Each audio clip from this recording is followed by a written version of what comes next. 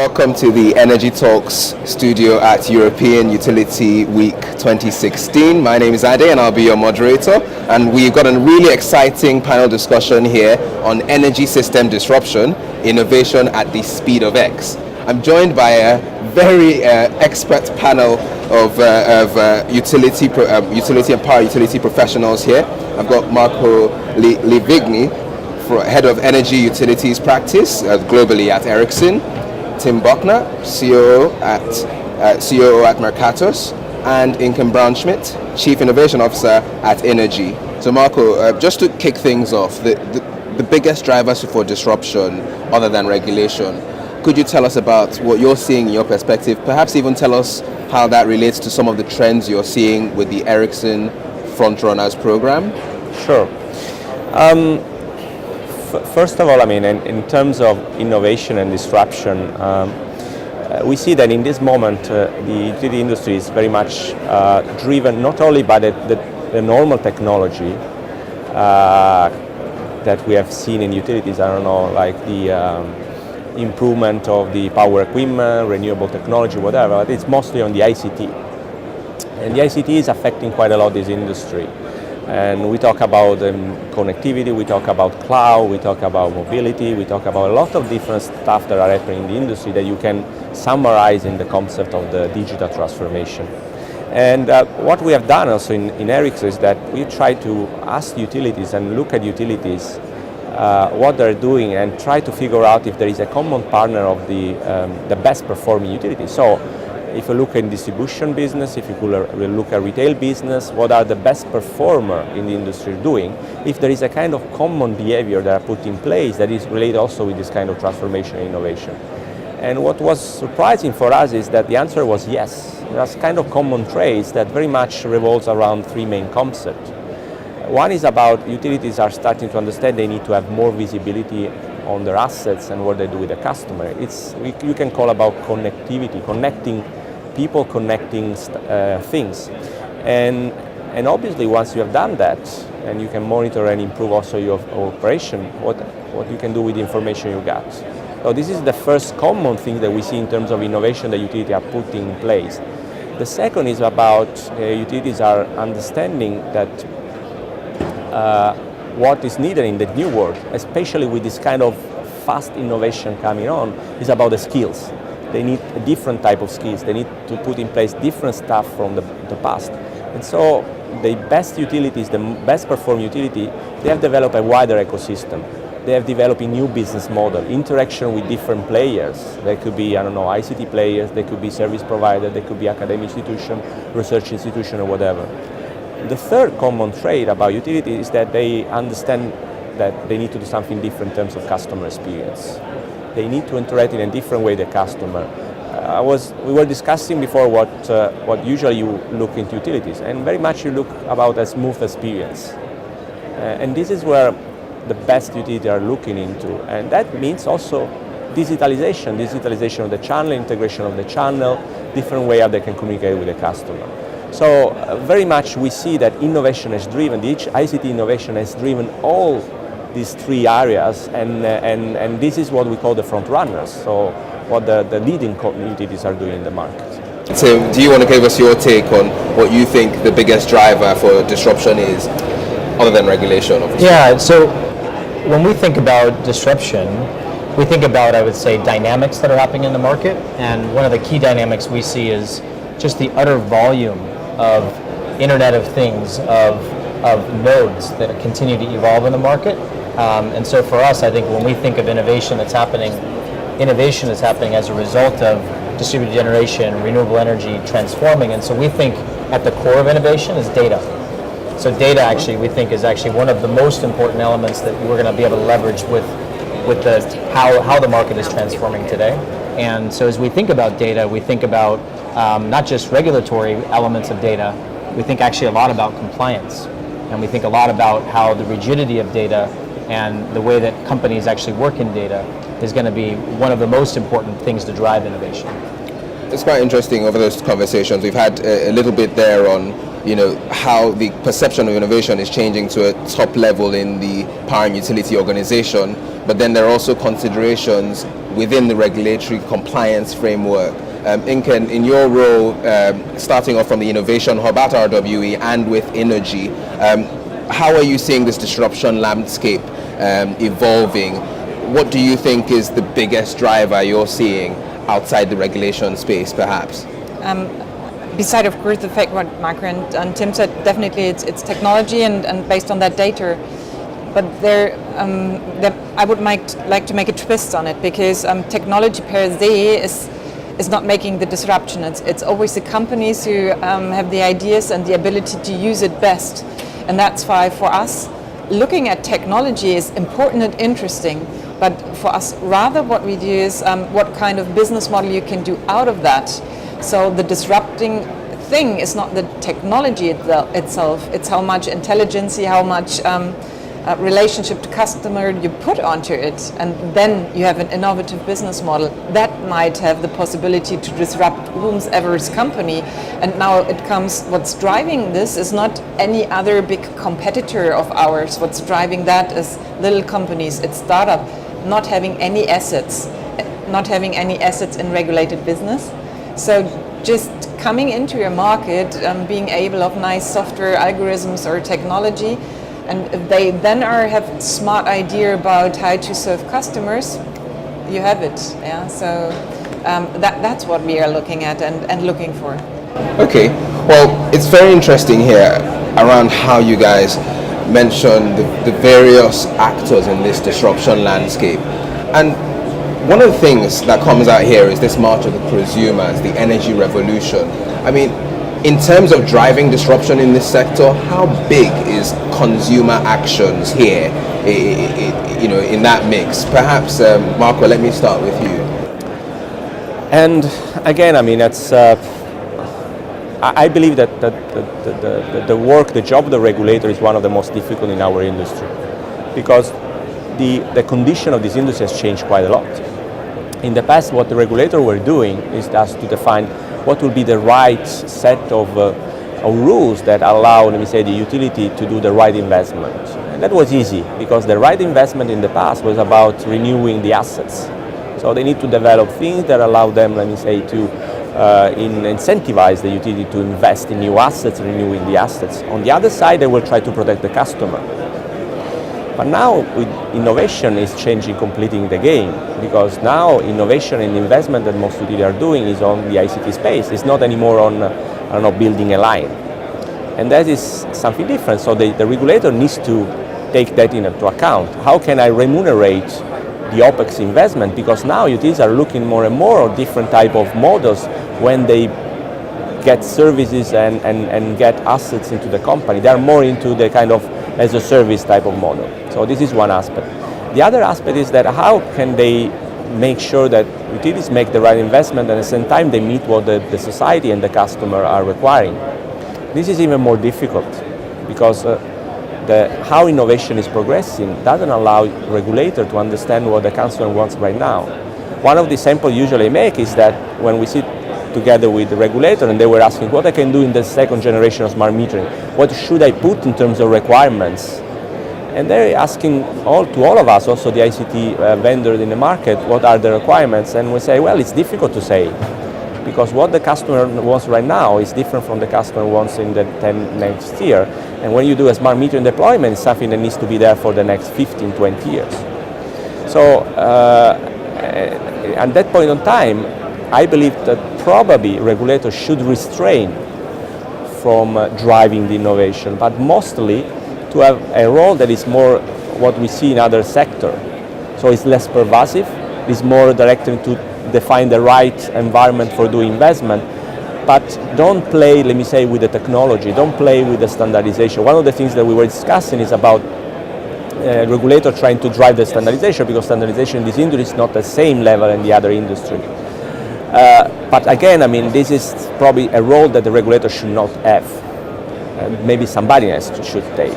So again, I think it's about the role of the regulator, and that role needs to change, because innovation is definitely happening faster than what regulator may do in this point of time. Marco did say that utilities perhaps may not necessarily appreciate the complete consumer landscape. you've been in the utility, you are still in the utility. What's your perspective on this? How do you feel like you are fully up to grasp with the consumer side of impact on innovation, or perhaps there are actually bigger issues in the context of innovation in the energy sector? We have 23 million customers. If I would not take into account what our customers might want or not, then maybe as a company serving customers, this is you're not doing a good job. I think there are two things which are important when we talk about the customer. On the one hand, yes, he is driving disruption because customers not just produce themselves, but they have also an opinion about wanting to have less CO2. The whole topic of decarbonization. So society switches here and drives this movement, and you can't be against society in that case. And it's not just Germany or Europe. Look at Paris, what we had, and now Marrakesh. This is happening. Yeah. So of course, customers and people are driving things. On the other hand, the experience we are doing is with all these nice disruptive technologies out there. The customer is not interested in the technology per se, not at all. Let me take the example of blockchain, which is something which we also drive within the Innovation Hub. The customer is not recognizing what kind of technology is now bringing him together with somebody else on a sharing platform. He doesn't care.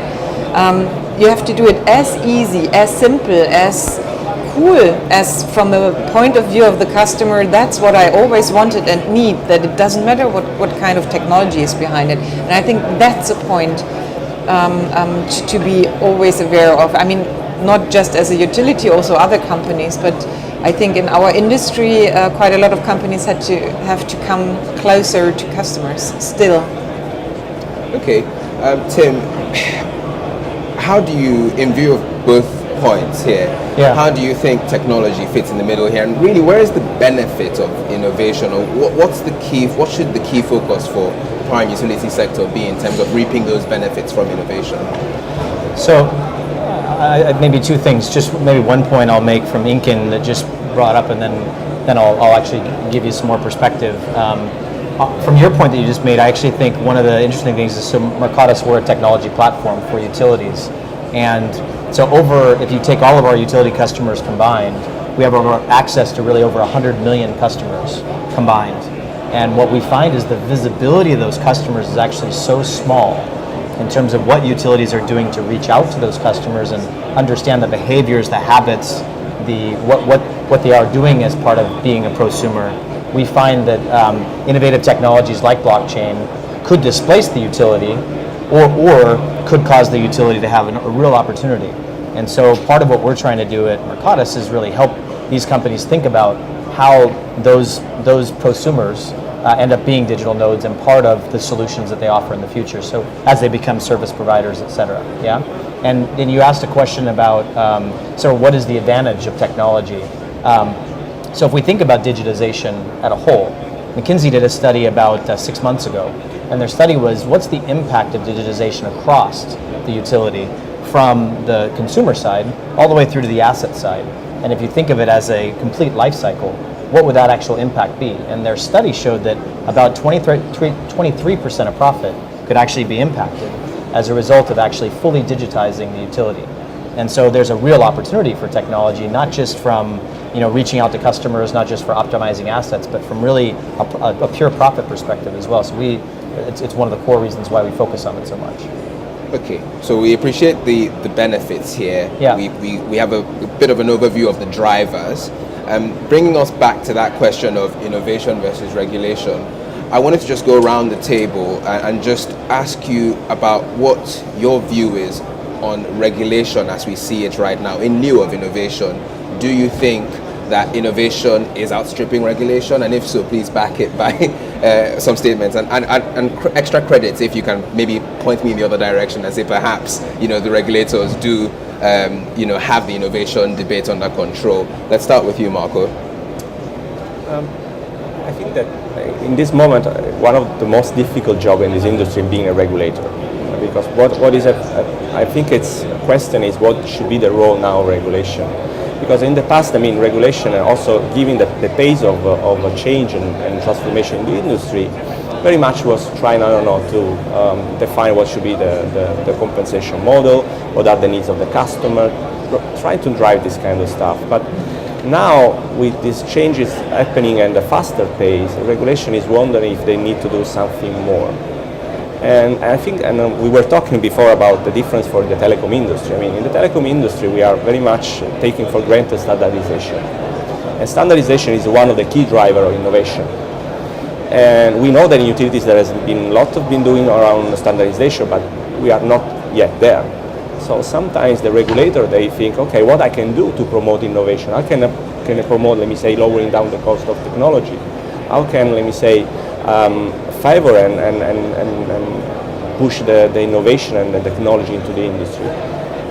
And sometimes the regulator is entering this kind of field. I've seen a couple of cases also in Europe when the regulator say, okay, let's try to promote standardization, let's choose the technology.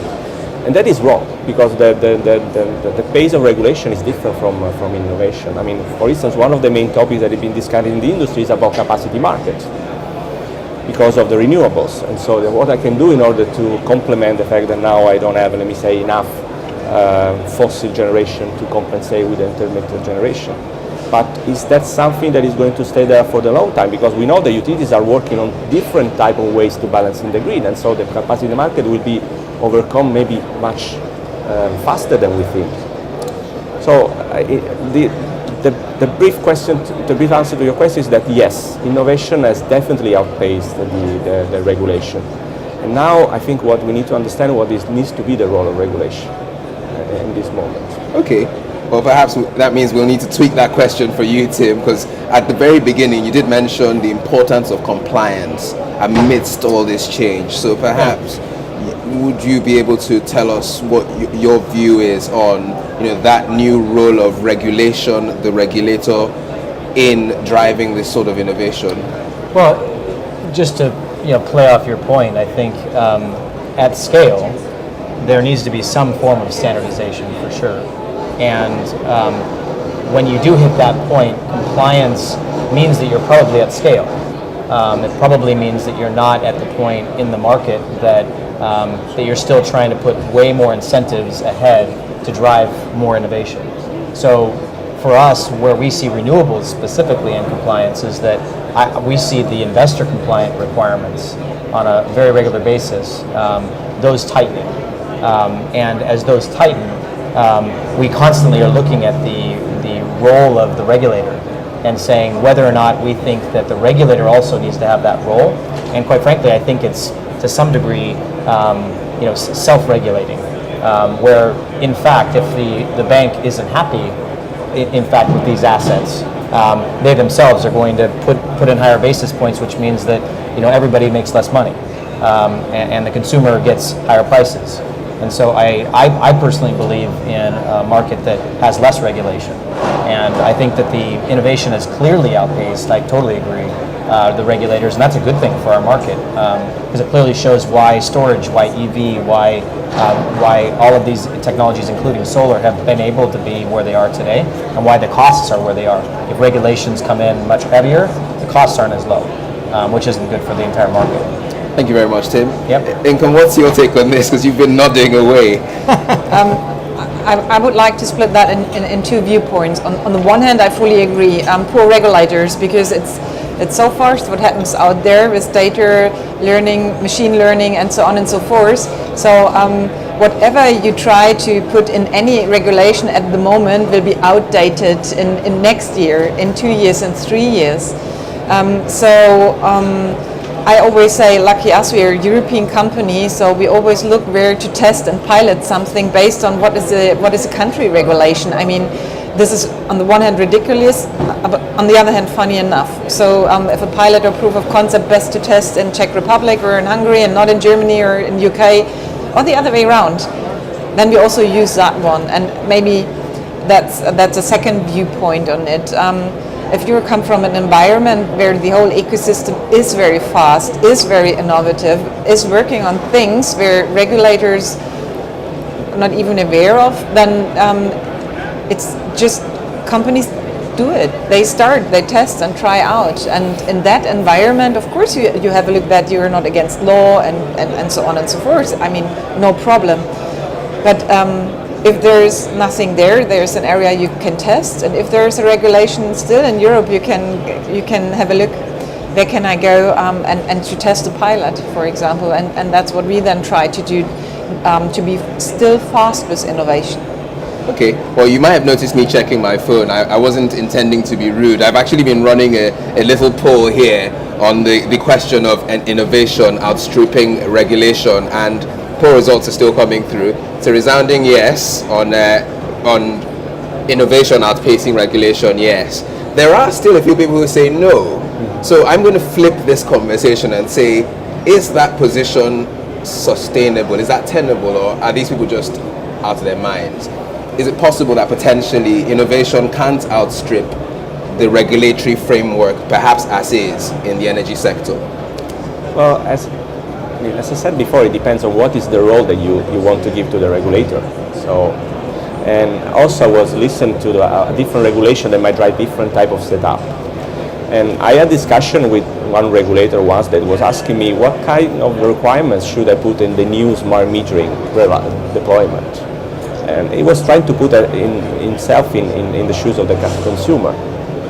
And I say, as I said, it's very difficult. How you can anticipate the needs of the consumer now in 10 years?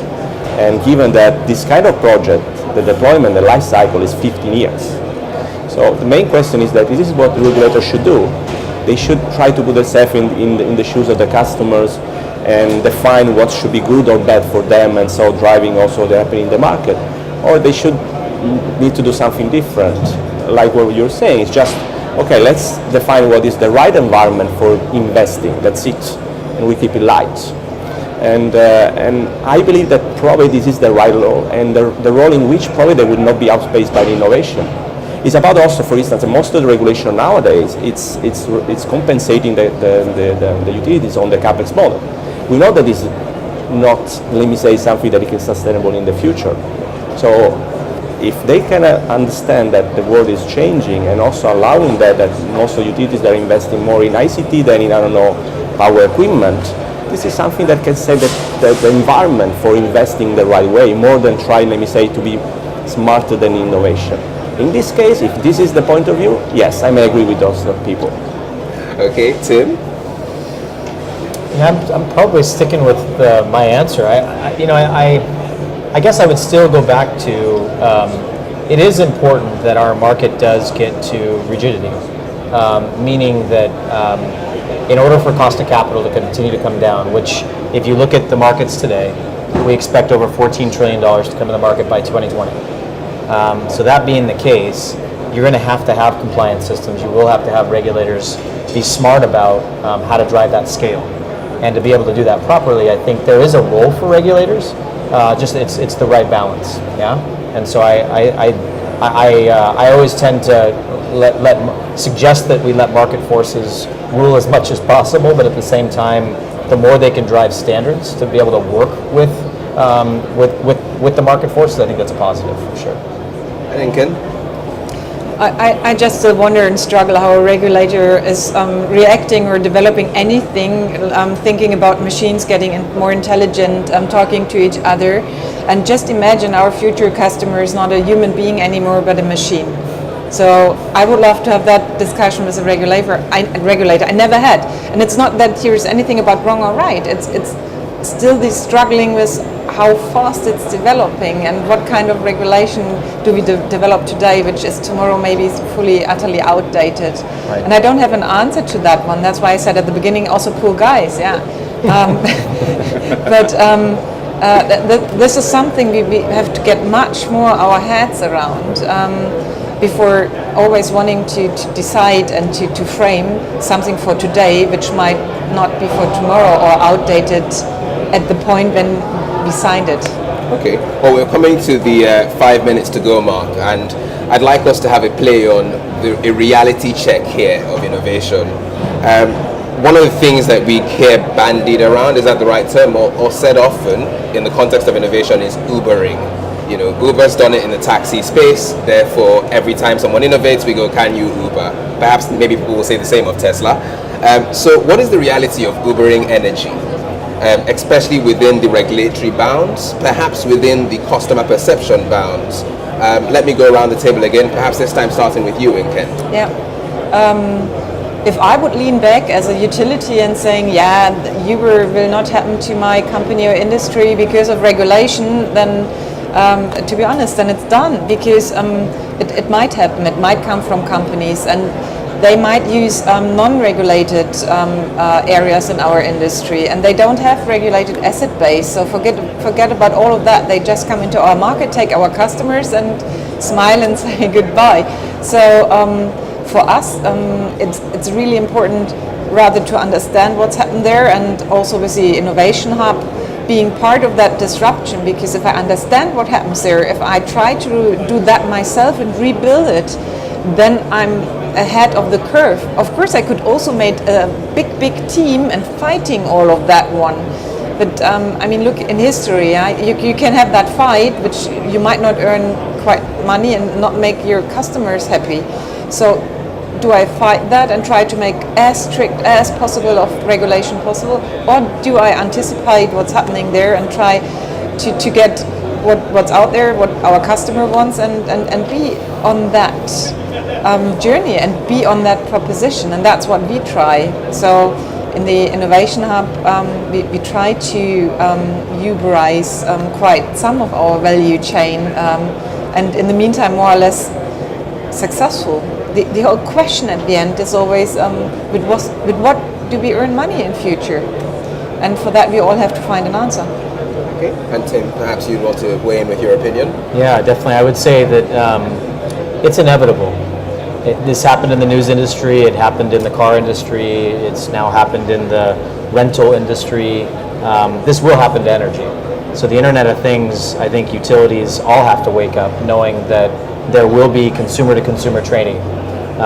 You were just giving an example of being able to have an EV charging station at somebody's home and being able to, instantly have that transaction happen when somebody's just traveling, and instantly pull up and be able to charge. And that's inevitable, and that will happen. And so I think as a result of that, Inken talked about blockchain and the technology of blockchain, meaning that what enabled Bitcoin is what could be enabling the next generation of the utility.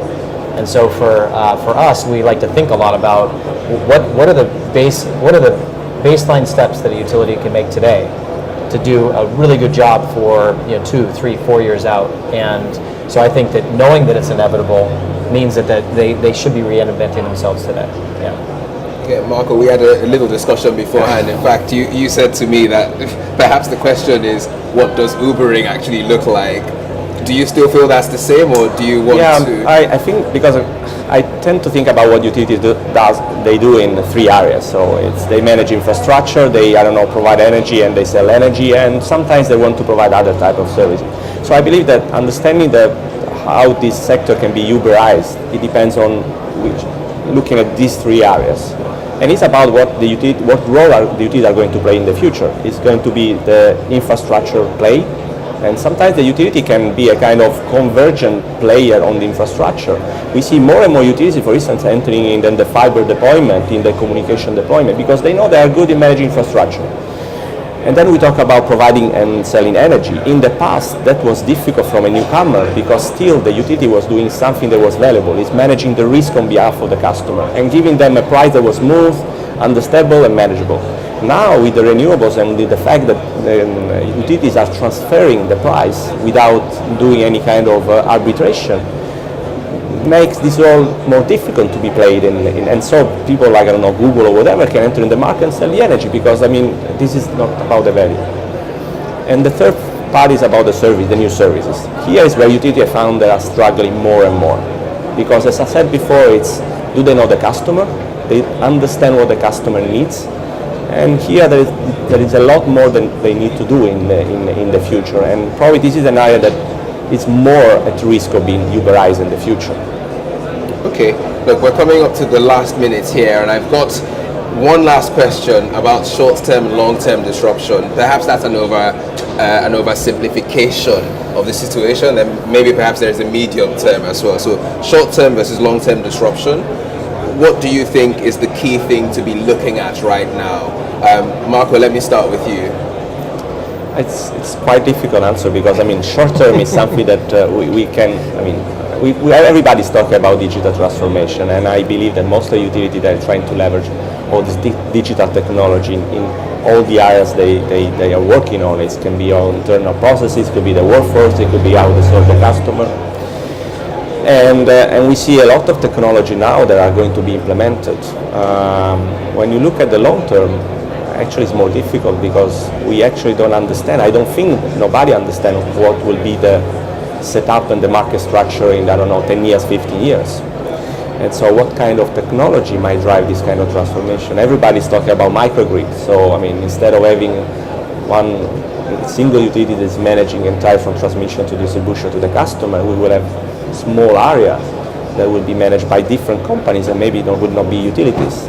So in this case, the disruption and the technology that is going to push is about communication, is about, let me say, edge computing, is about using the cloud and so on.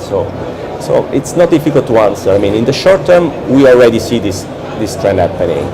In the long term, well, that's a different story.